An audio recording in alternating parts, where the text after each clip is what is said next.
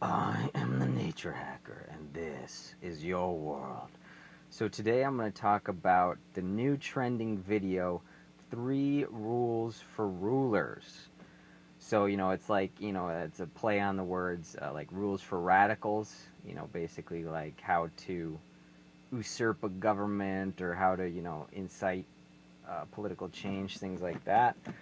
But anyway, in this video, the guy, I'll have a link in the description if you want to watch it first. That's totally cool. But yeah, so I'm going to give my response to it and why I think it is totally false. I mean, it can apply in some situations, but certainly not all, and it's definitely not a foregone conclusion. So go check it out, and I will explain it.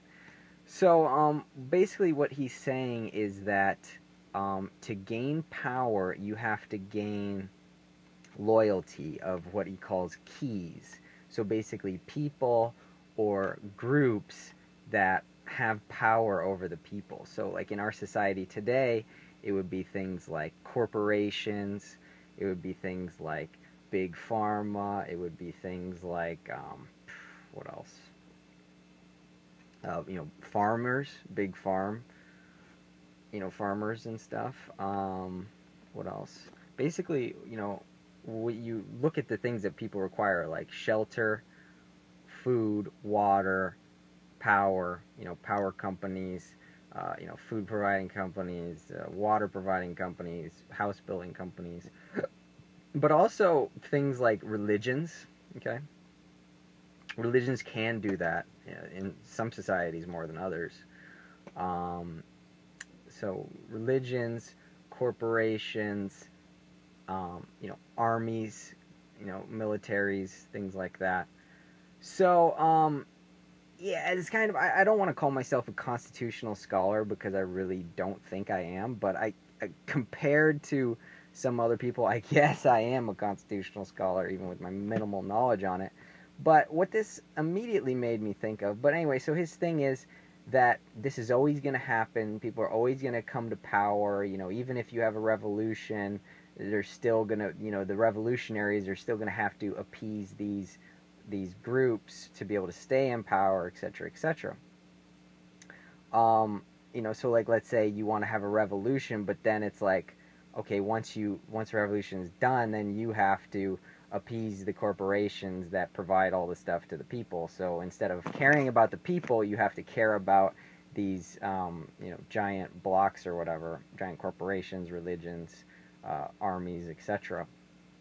You have to keep them happy. So that's where corruption comes from, is that you have to pay off these big blocks, so that they stay on your side, so they don't, overturn you. And he's basically saying that a revolution isn't when the people revolt, it's when the army stops protecting the government and allows the people to take them out so they can put in somebody else that takes care of the army better or whatever. So that's his thought, which is just, when you first watch it, you're like, crap, this seems like exactly right. But then when you think about it more, you're like, actually, it's kind of like naive and simplistic. So, but what this immediately made me think of is the Constitution, and how the Constitution basically puts in provisions to prevent these, what he calls keys, from gaining absolute power. So when these keys, these giant groups and stuff, when they exist, then a ruler can come and consolidate them and rule. But if these keys are prevented from existing in the first place, disincentivized, then nobody can rise to power. And that's what we really want. We want, governed for the people, by the people. Our America's Constitution is designed so that we are not under any rulers. That's what the design is. And it's really expertly designed. Look, I'm a smart guy. I don't want to brag, but my IQ is like 140. Really smart. And it still blows me away, the Constitution. It's beyond me. It's like created, I guess it's created by a group, a bunch of people that have incredibly high IQs, okay? So it's amazing, it really is. So what the Constitution did is, the First Amendment, the freedom of speech, the freedom of religion, etc. So basically, it's not that they wanted you to be able to practice any religion you wanted, which it is, but that's not the main goal. The main goal of the First Amendment is there can be no religion that holds power. You know, like the Church of England held power. It was a monopoly. It was a government granted monopoly. It was one of these keys. It was the Church of England was one of these keys of power, okay? You had to belong to that church. It was required. So that's why they said freedom of religion, so that there would be no monopolies on religious worship ceremonies or whatever. Okay? So they got rid of that key. They suppressed that key. And it's worked pretty well. I mean, there really aren't many religions with a ton of power in the U.S. There just aren't. I mean, the Catholic Church is probably one of the biggest. You know, Islam is, you know, kind of working up to becoming a power here. There's, you know, some Sharia zones and stuff in the U.S., things like that. But on the most part, since there's no monopoly on religion, there really isn't a big claim to power there. So that's important. That's probably the most important part of the First Amendment. And what they were really, a lot of the Founding Fathers were coming from England, away from the, you know, Church of England, or I can't remember the term, Anglican. I think it was called Anglican. So anyway, that's the First Amendment, and also the freedom of speech. You know, like you might have, you know, like they're trying to do now is, oh, here's your free speech zone. You can only speak your mind in this zone. And obviously that's exactly opposite of what the Constitution is saying. The Constitution is saying you can voice your opinion and demonstrate and all of this stuff wherever, whenever you want. Okay, and that's also as a check on power, you know, to make sure that nobody has a monopoly of speech. It's like the news organizations aren't the only place where opinions can be heard. You know, opinions can be heard everywhere. So that's how the Founding Fathers suppressed that other key, and the key of information. You know, like right now we do have the key of the internet. You know, whoever controls the internet controls the world, basically. So that's a problem. And then we need to open source internet. You know, we need to basically create our own internets. You know, if we could do ham radio, internet networks, things like that. Internet 2.0, Internet 3.0, try to open source, and, you know, so we're not all dependent on the same internet, which is a key. You know, if somebody controls the internet, then that's a key for somebody to rise to power, holding on to that key. So that's why we need to get rid of that key by open sourcing that type of technology. Next, so the next thing is protection. You know, like, so armies are protection, right? Police are protection, things like that. So what the Constitution did to get rid of that key is to say you have the right to protect yourself. You can protect yourself. You can buy a gun. You can buy a bulletproof vest, which, by the way, bulletproof vests are very thin and inconspicuous now. So I would suggest that everybody has a gun, and everybody carries a gun and wears a bulletproof vest everywhere they go. Then you are your own protection. So there's that. Now, there's also the militia. Now, another key, not only the protection aspect of, let's say, the police, or, for example, that's a key that the Constitution squashed. Another key that it squashed is the military. The military is unconstitutional, okay? The military is not okay, all right? So the way that the military was in the Constitution was a militia, which means that there is no standing armies, okay? There is no standing armies. Standing armies are unconstitutional. So the Marines, the Army, the, you know, reserves, or, you know, the Air Force, all of this is unconstitutional. It should not exist. The militia is is supposed to protect us, and the militia is every person, basically. It's like you come together, everybody's armed, and they come together against a common threat if they need to, you know. So that's another attempt of the Founding Fathers to squash another key. Now, you'll notice that a lot of these keys have actually been reborn, and that's why corruption like Hillary Clinton and stuff can exist, is because, yes, these keys have been reborn, but they were dead for quite a significant amount of time. So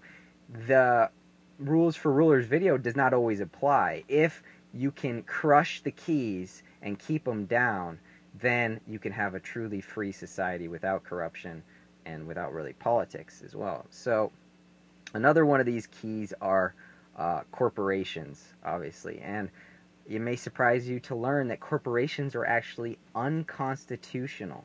Corporations are illegal and should not exist. So you'd be like, well, who are you supposed to work for if you can't work for corporations?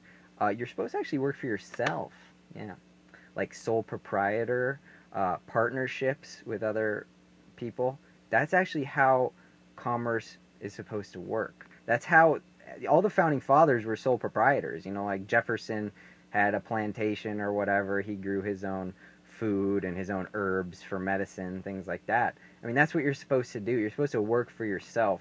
And that's how we squash the corporation key. And corporations existed before America, and you know, they were in the form of like the West India Trading Company, you know, like the people who had owned the Mayflower and things like that. So that there's a problem is that the founding fathers actually relied on old corporations to create a new government. So it's like the corporations were kind of in bed with them from the very beginning, but they tried to crush the corporation. They tried to keep corporations out. They made it illegal to have a corporation, which somewhere along the line got revoked or forgotten or something. But yeah, corporations are basically strictly forbidden in the Constitution, except for a very short amount of time to complete something like a railroad, you know, and then they would be immediately disbanded as soon as it was completed. So corporations were supposed to be non-existent, all right? Corporations are one of these keys. If the ruler can grab the favor of a corporation, then they can rule easier. So if you crush corporations, if you keep them dead, if you keep them outlawed, then nobody can gain a hold on those to rise to power. You know, also with like the delegates and things like that, you know, the delegate system has been corrupted, and they can gain the favor of delegates by bribing them easily and usurp the popular vote, as we saw with Bernie Sanders.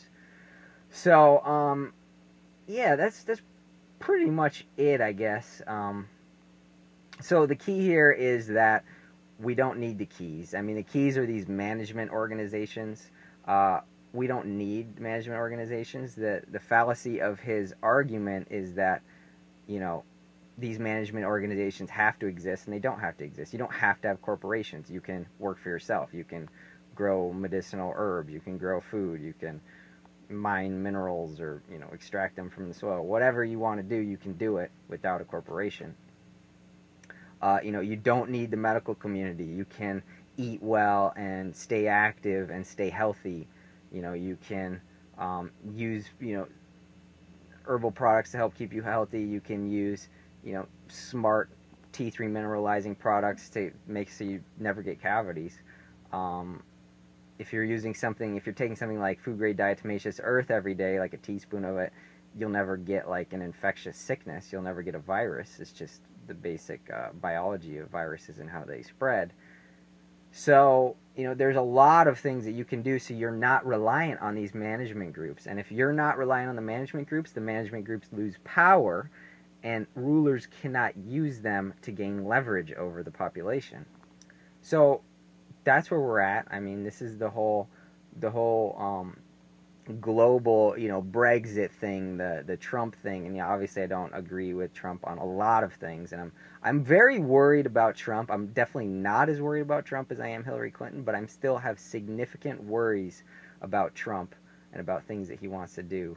You know, just recently he said things like he wants to, people who come in illegally twice will go straight to prison, which, you know, is a good disincentive for people to come back. But I mean, really, this is in reaction to possible false flags, like, oh, this one guy came back 10 times and then murdered someone. It's like, really, do we really know that happened, or was that a false flag?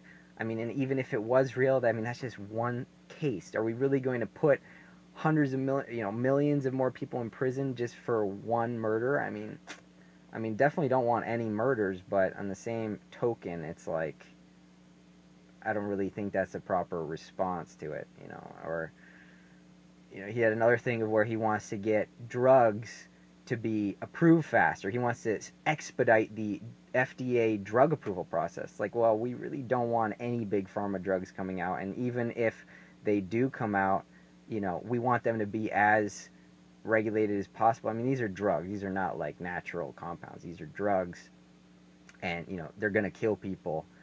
You know, I mean, drugs kill people anyway. You know, but yeah, I don't know. It's just I don't know. It's pro big pharma, it's pro big prison, things like that. So I'm definitely very concerned about some things for Trump, and you know, I don't really think he wants to throw all Muslims in concentration camps or anything like that. But I am definitely concerned about him just saying, you know, that it's Islam. You know, where, you know, there are some things in Islam religion that aren't necessarily that good, but there are things like that in every religion, and basically if people are just wanting to focus on the positive aspects, there's really nothing wrong with that. I mean, you know, it should just be a blanket, like, if people want to kill anyone, then they shouldn't be allowed in, you know, or something like that. You know, it's more of, it doesn't have to just be religion based, you know, it can just be based on who the people are or whatever. But anyway, so there are concerns I have with Trump, but that's just, it's the movement. You know, it's like either the Bernie movement or the Trump movement or the Brexit movement.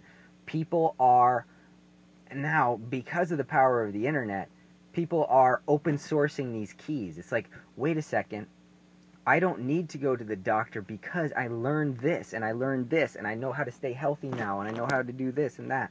So it's open sourcing knowledge is how we destroy the keys, how we destroy the corporations, how we destroy the state-instituted religions, how we destroy the monopoly of the media. All of these keys that rulers use to rise to power, we can destroy them by sharing information and empowering individuals and families to take care of themselves so they are not dependent on the government or dependent on any of these large organizations. They're not dependent on Walmart. They're not dependent on Big Pharma. They're not dependent on the military to protect them. They're not dependent on the police to protect them. They know how to protect themselves. They know how to defend themselves, etc. So that's how we do this. That's how his theory is debunked. And that's actually what makes America great, is because we have really been working our asses off to this, you know, 300 years or however long we've been around, to kill the keys and to give power and give responsibility to every citizen. So thanks for watching. I am the Nature Hacker. Do work.